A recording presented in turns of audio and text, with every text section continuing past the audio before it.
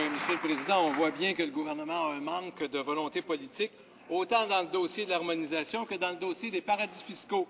Monsieur le Président, en comité parlementaire, Brigitte Alpin, spécialiste en la matière, a reproché au gouvernement de simplifier la vie aux privilégiés qui pratiquent l'évasion fiscale.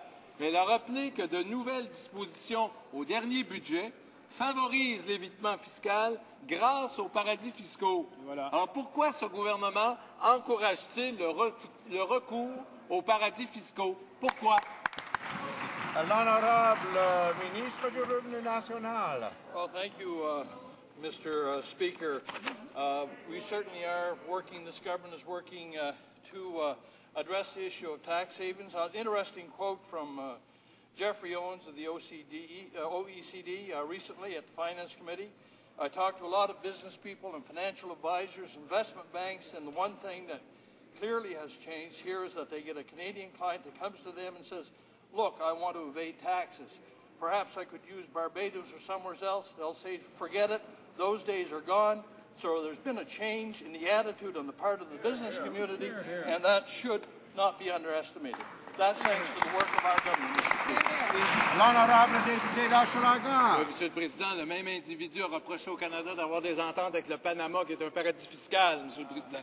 Monsieur le Président, les banques canadiennes ont engrangé, depuis le début de la crise, un bénéfice net après impôt de 46 milliards de dollars, dont 6 milliards grâce à leur présence dans les paradis fiscaux. Il me semble que ça fait pas mal, ça.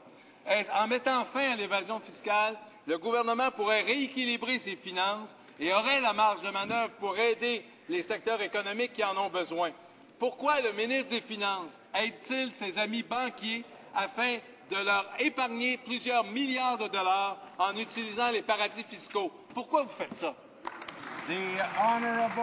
L'honorable ministre des Finances. You know, once again this year, Mr. Speaker, the World Economic Forum has rated our financial system the best in the world.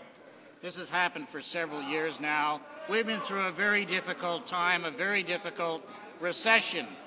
But we were one of those countries, and there were only a few in the developed world who did not have to take taxpayers' money and put it into our banks. Our banks were able to continue. Our credit system was able to continue. That's one of the reasons jobs have been recovered, and we have about 400,000 net new jobs in Canada now than we lost during the course of the recession.